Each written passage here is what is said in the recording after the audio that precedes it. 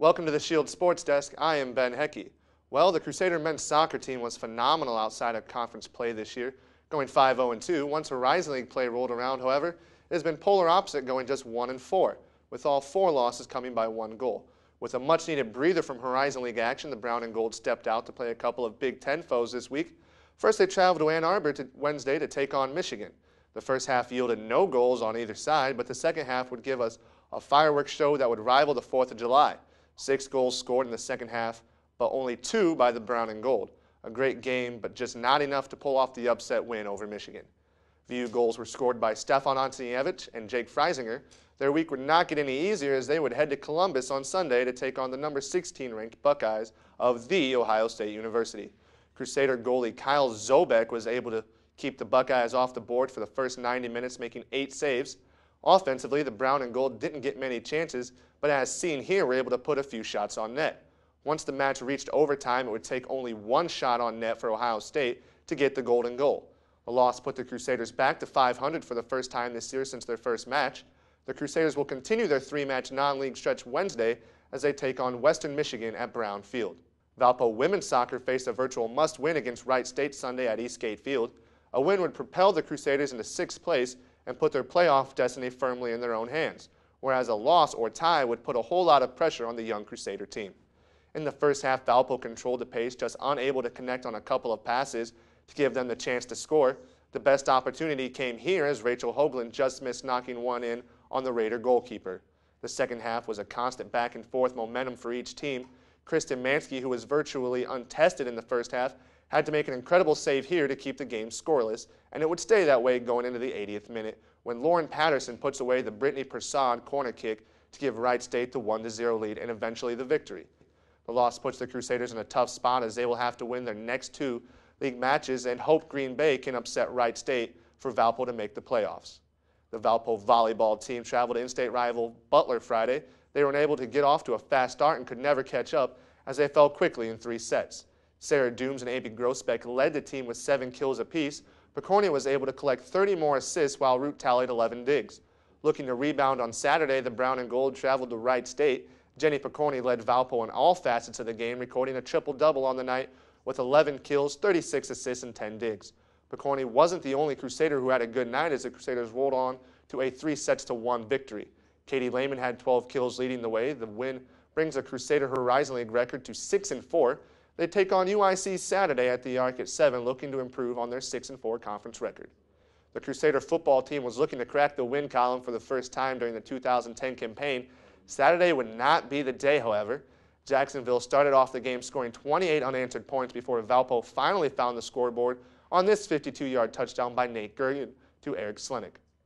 This would be Valpo's only score of the game, as Jacksonville scored 58 straight points to finish the game. Jacksonville had 9 receivers get in on the action, tallying 338 yards for the Crusaders. Bobby Wysocki led the way with 41 rushing yards, and Nate Gergen threw for 78 yards and a touchdown. The Brown and Gold take to the field next Saturday in San Diego, where they will battle the Toreros, who only have 1 win on the season. And finally, the Crusader men's and women's basketball teams had their annual Hoops Mania Saturday at the Arc. Hoops Mania included performances by the Crusaderettes and cheerleaders.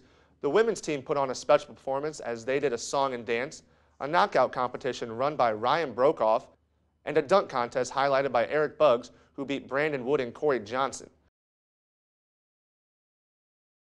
The main purpose of the night was to highlight both teams in a scrimmage. The women seen here took the opportunity to showcase their young talent and returning skill, while the men took things a little different, as they were showing off their skills with highlight reel dunks and 3-pointers. Possibly the highlight of the night was this dunk here by Nick Shelton, though with a little help from Matt Kenny. The women's team has their first game November 2nd versus Grace College at the Arc, and the men take to the hardwood October 30th versus Olivet Nazarene, also at the Arc. That's all from this week's Sports Desk. Until next time, I am Ben Heckey. Thanks, Ben. Fall break is officially here, and students are heading home for the weekend. That's right, but will the weather cooperate? We send it over to Shield meteorologist Jack Gerfin for your weather forecast. Well, unfortunately, when we come back to school, we do have the chance of some spotty showers dropping on our windshields as we drive back to school. So not exactly the end of the way we'd like to end fall break, but again, not a washout by any means. Here's Valpo. We're under a little blanket of clouds right now. with a couple little drops of rain that may or may not even be hitting the ground right now. Not much weather to talk about except for the fact that we've got this rain complex over in Nebraska.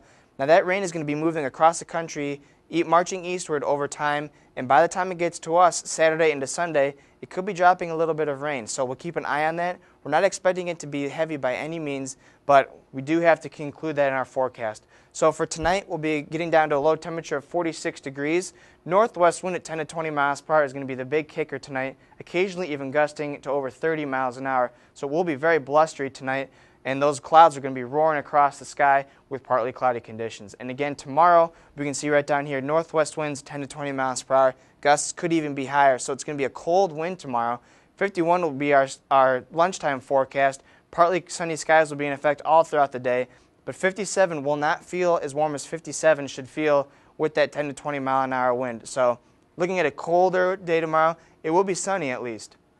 We're looking over in the next couple of days what we can expect. Well, a low pressure system is moving into Ontario. We have this cold front that's going to dip through Thursday and into Friday, and that's going to bring us the clearer conditions for Thursday and Friday. That high, is going to go way up into Canada, and we got this next low moving across the country. Now we can see we've got this warm front right here. That warm front will be the kicker for a little bit of rain that may or may not fall on Saturday and into Sunday again. So we'll keep an eye on it. It's not a very powerful low pressure system, but again, that warm front will cause the occasional shower or even thunderstorm. Breezy Wednesday will be in store for us today, and again, a sunny drive home for us celebrating fall break. But unfortunately, as we come back, we may have a couple little drops on our windshield as we do have a showery start to our week. And again, let's take a look at that real quick. So like I said, today, Wednesday, 66 degrees will be our temperature today, some partly sunny conditions. Thursday and Friday, technically our weekend, we'll be having some sunny skies, 57 and 61 respectively. But then again here, Saturday and Sunday bring the chance for some showers, very light in nature, but we do have to keep an eye out on it, 60 and 63 respectively. And then for school to start back up on Monday, 64 degrees will be our high temperature on that day. I'm Jack Griffin for The Shield, and we'll toss it back over to the news desk. Thanks, Jack. And more Valpo news. Cameramen and producers from MTV's hit show Made were on campus this past weekend. We go to VUTV's Randall Spriggs for more on this story. The Human Protection Society was host to MTV's Made, in which followed the journey of Austin Berner, a non-student who visited his friend Austin Kerner this past weekend.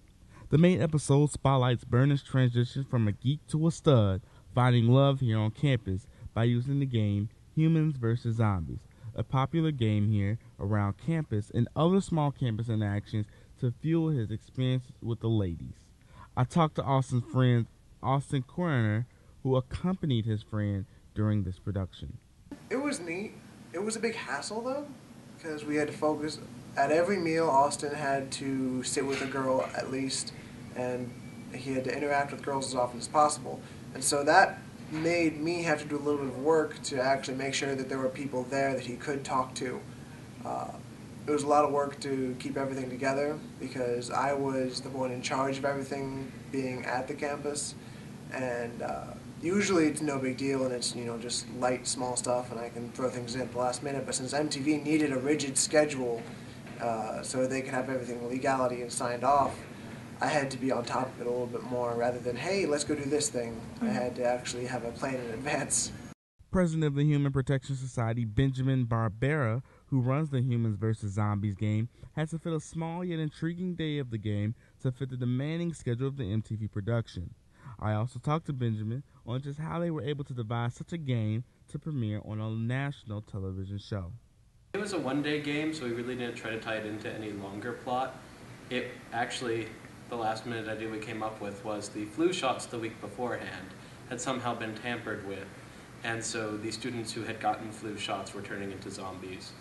The long-term goal was going to be retrieve parts from a device made by an engineering prof to send a signal off campus and get off campus, but because of a smaller than expected turnout, the numbers became quite unbalanced rather quickly, so we had to move the plot along kind of fast.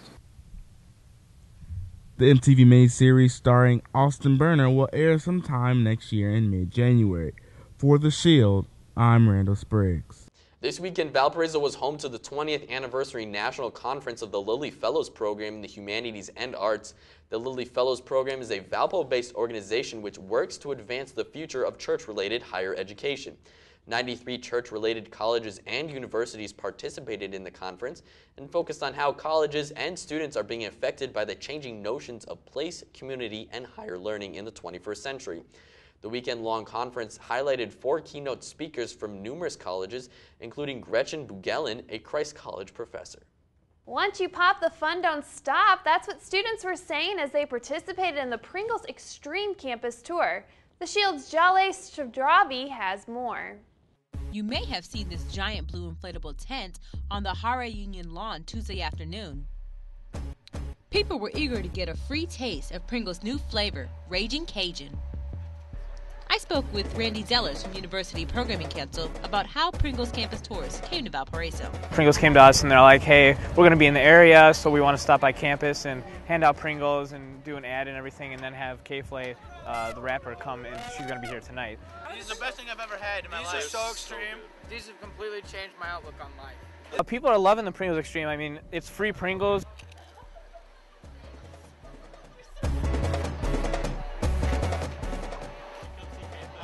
University Programming Council helped to pass out the free samples. This is the 11th stop on the tour. We're very excited to be going to 18 campuses this semester. We do this twice a year. The tour's kind of been on hiatus for about a year and a half, but Pringles Extreme came on as our title sponsor this year. And we're just having a lot of fun bringing new exciting music to each campus. We're excited to be here at Valparaiso with K-Flay tonight. With VUTV, I'm Jale Sidrabi. Be sure to tune in to next Wednesday's Shield, where we'll give you more on rapper K-Flay's appearance here at Valpo. I wonder what the K stands for in her name. I have not a clue. Me neither. That's all on this edition of The Shield. I'm Justin Thompson-Gee. And I'm Lauren Whitney Gotbreath. Have a great night, Valpo.